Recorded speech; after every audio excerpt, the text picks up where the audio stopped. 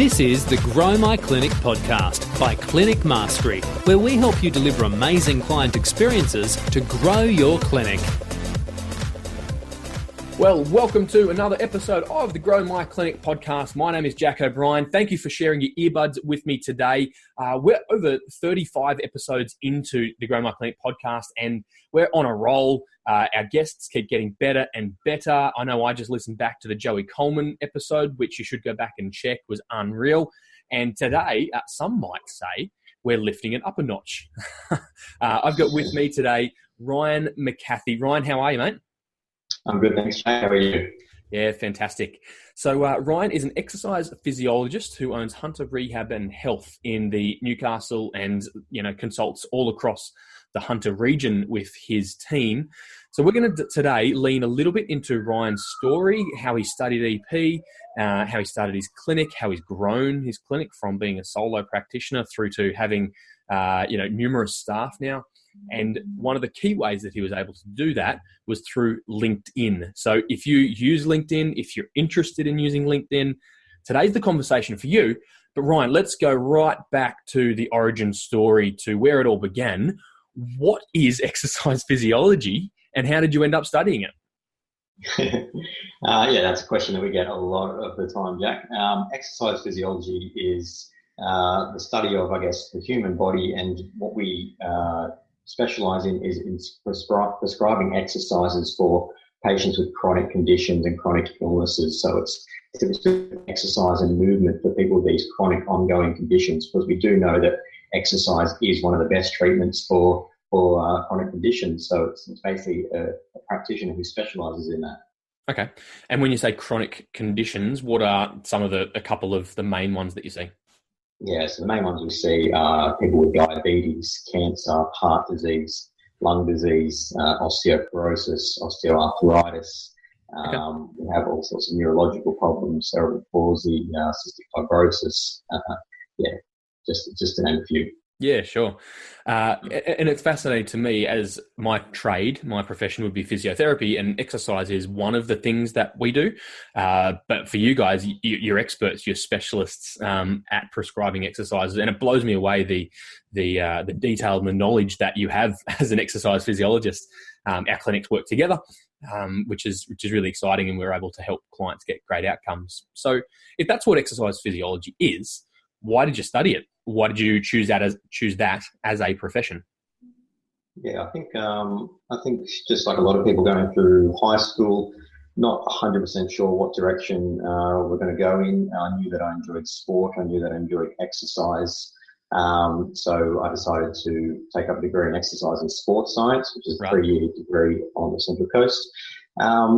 Didn't really know where I was going to go from there, to be honest. I did enjoy it, and then towards the end of that, there's different pathways you can go, but decided to study a master's in exercise physiology because we knew there was a lot of evidence behind treating these patients with exercise. So it's something that I was very interested in and passionate about, was going down that avenue. So I think it was just having that background in sport and exercise. And then once I began studying after second and third year and doing some placements and really noticing the power of exercise and the way it can change people's lives, it gives you those warm and fuzzies when you see those amazing results. So it's something that I definitely wanted to bring to Newcastle and try and grow as a profession.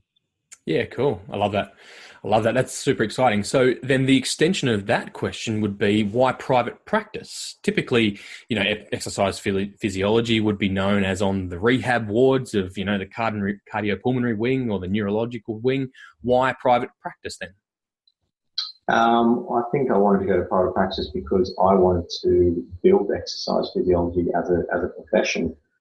Yes, there are a lot of EPs in hospital settings, and I feel like when they are in those settings, they're tucked away and hidden from the world. Not many people know about them. They don't really market themselves, or not many people know about them. So I'm extremely passionate about building exercise physiology and letting the general public and other health professionals know what we do and how beneficial we can be. So I thought the best way of doing that was to open up a private practice, market it to the community, and really try and grow the profession itself.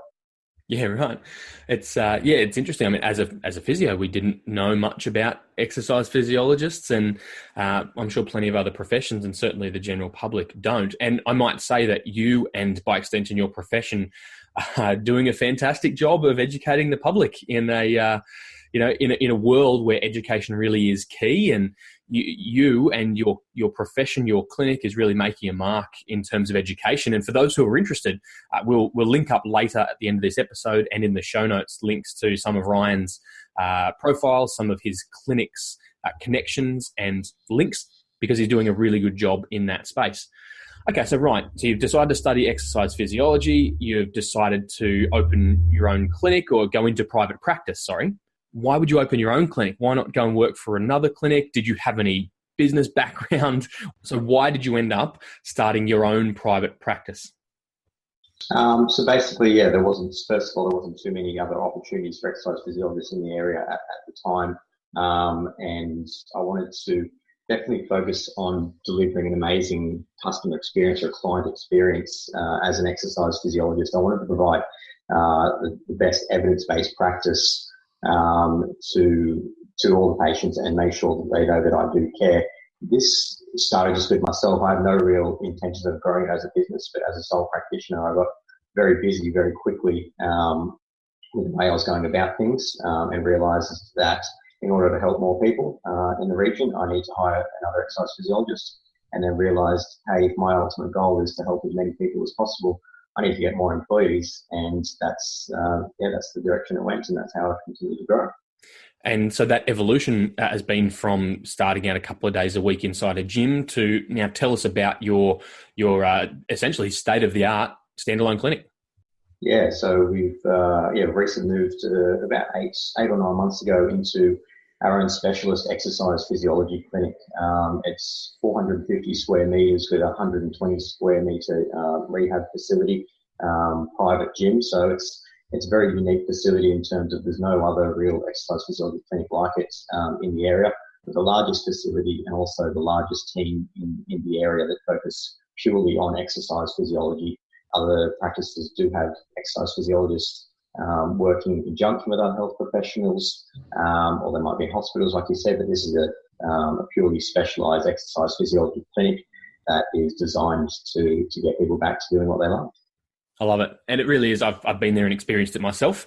So if you're in the area, listeners, in the Newcastle area of Australia, do yourself a favour and drop in and get a taste for the client experience. Now, Ryan, we're going to get into what it means to hire staff and, attract more clients to your profession and the way you did that through LinkedIn.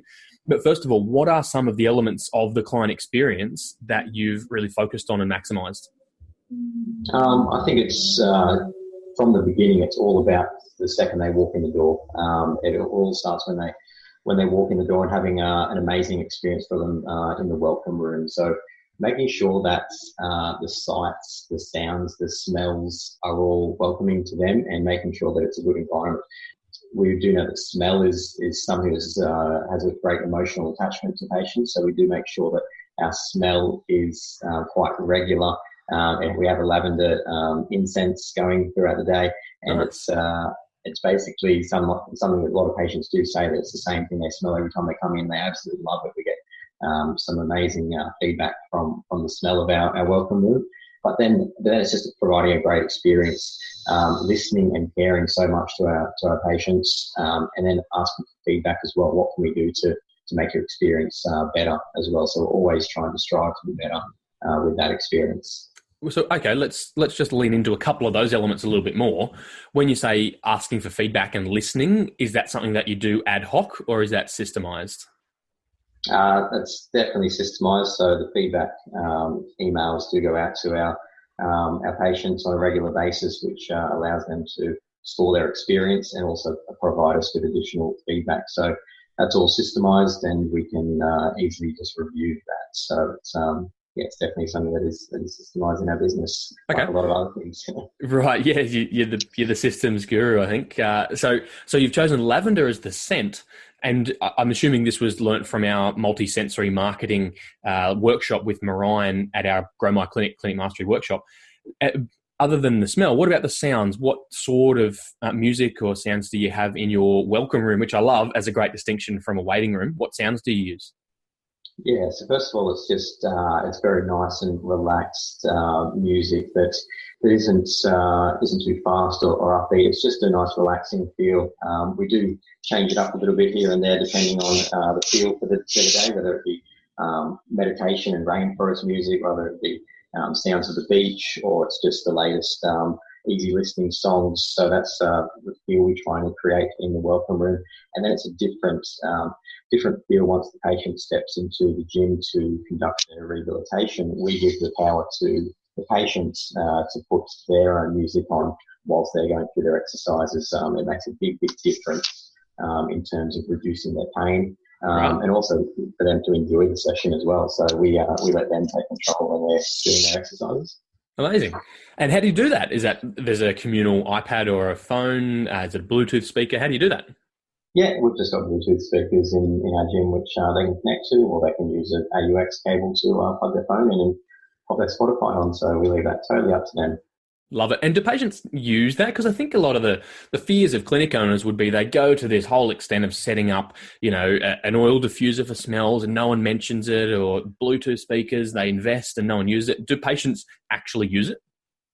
Yeah, so it obviously takes a bit of convincing at the start and just let them know that, it's for them, and we really encourage them. And once they do it for the first time, they go, okay, then they know that's what we encourage, and each time they come in after that. And it's just something that they do then, but it's definitely something we need to encourage them to do to begin with and say, listen, this music's for you, so pop your own music on, and this is what we do here, and we want to make you feel comfortable. Yeah, it's funny, isn't it? And I know Daniel Gibbs from Clinic Mastery would also say they do, mineral foot baths, and they serve cups of tea. And often clients would say, "Oh, no, thank you." It's the Aussie way to, decline these things. But what you've done really well in your clinic is you've primed patients to expect that and to take advantage of these extra additional client experiences. So tip of the hat to you, good sir. Now, moving forward, let's talk about clinic growth. I've spoken to a few EPs previously, and most would say that growing an exercise physiology clinic is incredibly difficult, and there's a number of excuses. And so how have you overcome those to grow? Give me the top 3 headlines as to how you've been able to attract more clients and grow to be able to hire now 2, 3, 4 exercise physiologists. First of all, I think it all comes down to your why and your passion. I'm extremely passionate about exercise physiology and just growing the profession. I think everything that I do stems back to that.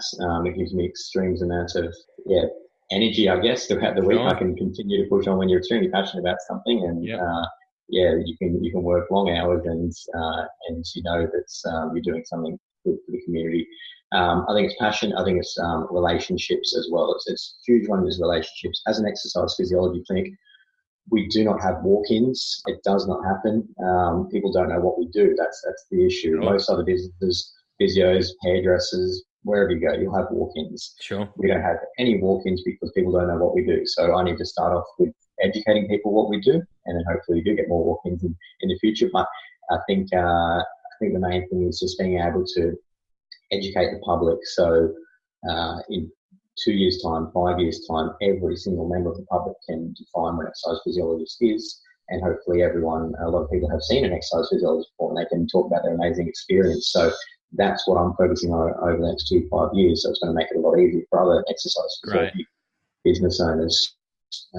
But that comes with education and relationships as well, and building these relationships with people that can actually get greater reach to more people. So it's going to be an exponential effect of education. Yeah. And it seems like LinkedIn has been one of those key relationship builders for you. Now, let's just go there. I'm sure there's clinic owners, health professionals listening to this who say, yeah, right, that's all good for you, but my patient isn't on LinkedIn. My patients are on Facebook, or they're reading the newspaper or things like that. Now, it seems like you haven't just targeted your patients, you've targeted referrers who can refer patients to you. Can you give us the bird's eye view, the 30,000 foot view of your LinkedIn strategy? So exactly right. Our patients aren't on LinkedIn. So we don't we don't target any of our patients on LinkedIn. It's purely targeting referrers, as our business is heavily referrer based.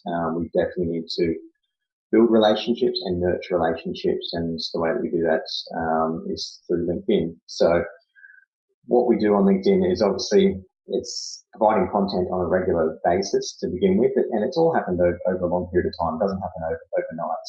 It's about scheduling regular intervals to provide content and make sure that it is relevant as well to your target market. So a lot of insurance-based workers are going to be on LinkedIn. A lot of doctors, a lot of specialists are going to be on there. So they're the three types of people that we focus with. We do a lot of workers' comp rehabilitation. So we work closely with insurance companies, and we also target doctors and specialists as well. Mm-hmm. And I think it's important to note for the listeners that it's not just you've decided to do this and you've gone out and stalked people on LinkedIn. Like you said right at the start, your whole clinic journey and your ethos is about building relationships. And so you've had these existing relationships with case managers and insurance company workers, GPs, and those outside of LinkedIn relationships now just get carried over and translated into a social media environment. Is that correct? Yes, that's 100% correct. Yeah. Okay. So what sort of content are we talking? So let's be clear. No one likes talking to insurance case managers, right? Mm-hmm. For some people would say they're the bane of their existence. And yet you're spending time networking with them socially on LinkedIn. What types of content are we talking about sharing?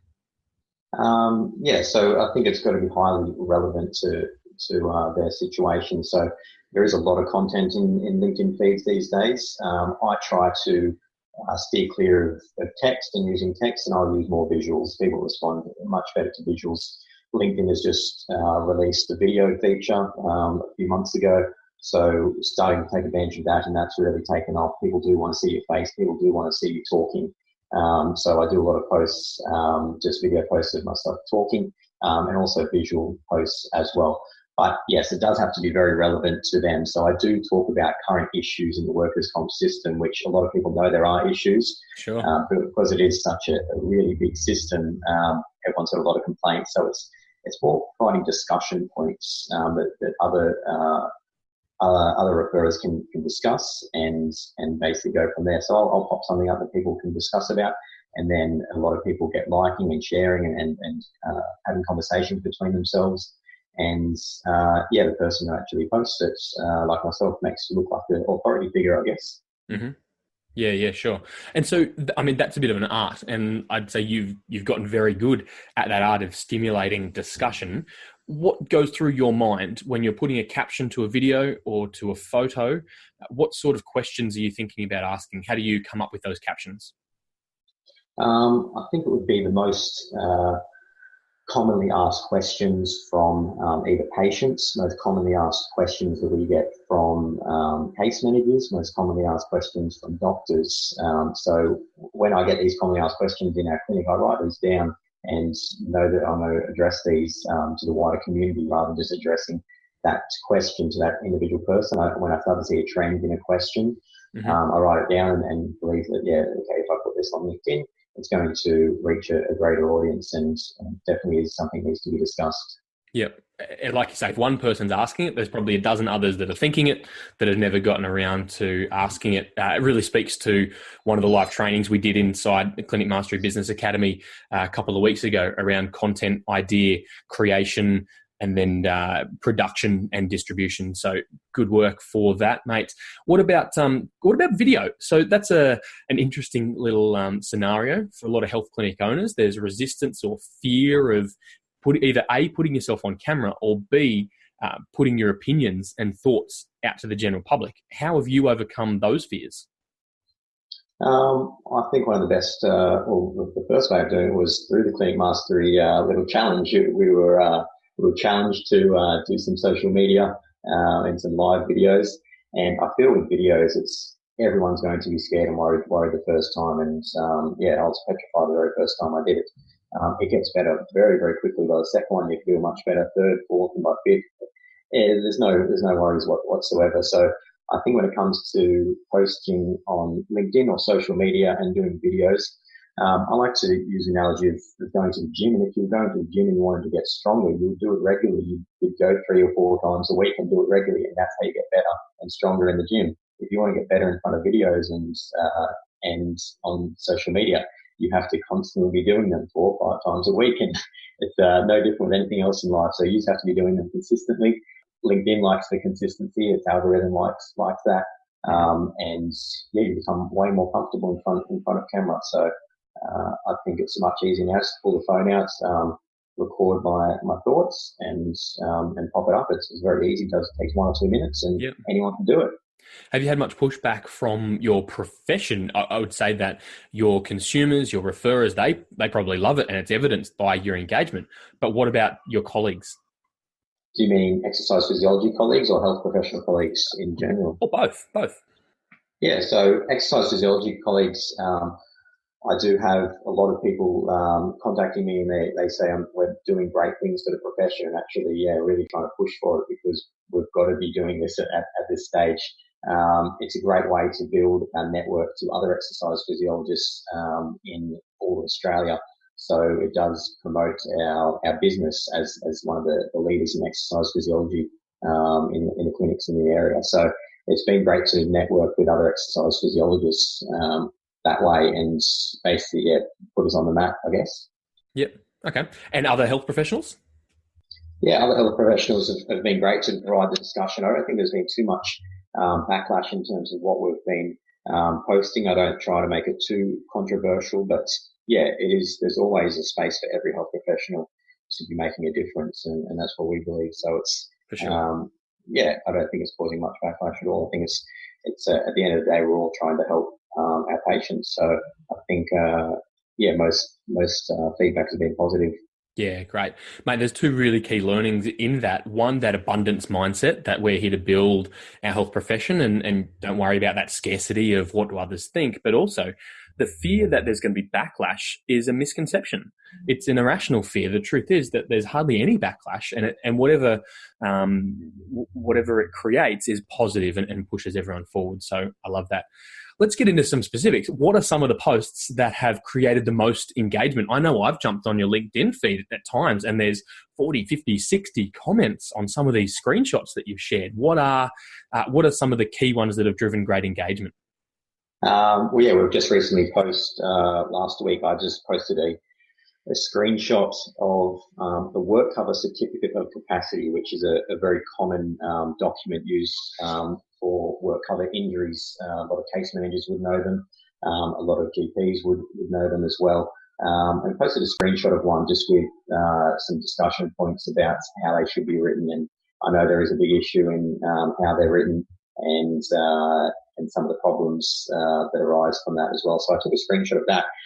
That's recently got over 100 likes in the last few days and lots of comments because it is something that is very relevant to people. It is a common problem. So yeah, it's something very simple. No one else is doing it. That's probably the reason why it's getting so much traction. It's using these documents that are in the work cover system that people don't see outside of work. So we've posted an independence medical report as well that we had, but obviously crossing out the names and things like that for privacy issues.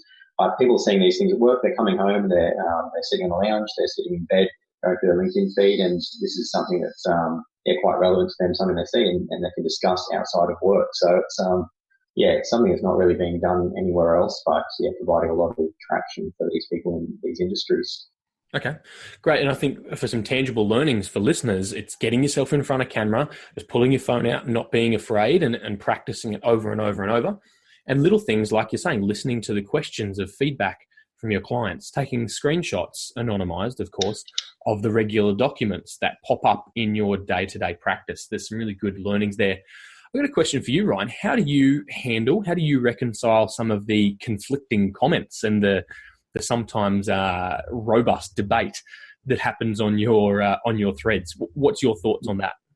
My number one rule from the get-go is I don't argue on social media. It gets you nowhere. Right. It wastes your time. There's going to be people on social media that have conflicting views. It's as simple as that. It's going to happen. if you're going to argue back, they're going to argue back. If you're going to argue back, they're going to argue back. You're going to try to say something, they're going to try to say something. Yeah, time is a value commodity, and I don't have much time for arguing back and forth. So a lot of it is expressing my opinion. If they do have backlash, I might acknowledge that's their opinion and say, well, this is mine. I'm sharing my opinion. It's as simple as that. It doesn't have to go any further than that at all. Doesn't need to turn into any major arguments because it gets you nowhere. Sure. So you don't lose sleep at night over the trolls? I don't think so. I don't think if you do worry about that stuff, there's absolutely no need to worry about that stuff if you want to get ahead in life. You can't lose sleep over these people. There's always going to be people there. You need to focus 100% on what you're doing, right. And you know that you're doing everything to the best of your ability and your reasons behind doing things. You know what your reasons are, so there's no need in losing sleep over these comments. So yeah, if you are, then yeah, you just need to push through and focus on yourself and focus on what your goals are. So good, mate. And your integrity and your passion for your bigger purpose, your why, really shines through, and you don't get caught in the minutiae of the arguments or the trolls, but you're trying to progress things. You're so abundant-minded and open-minded, and that's why we love you inside the Clinic Mastery community. And tell us what some tangible effects has LinkedIn contributed to the growth of your clinic and having to hire EPs? So two of the main benefits of LinkedIn are the ability to private message fellow exercise physiologists and private message referrers as well. So yes, we've actually hired an exercise physiologist through LinkedIn. Great.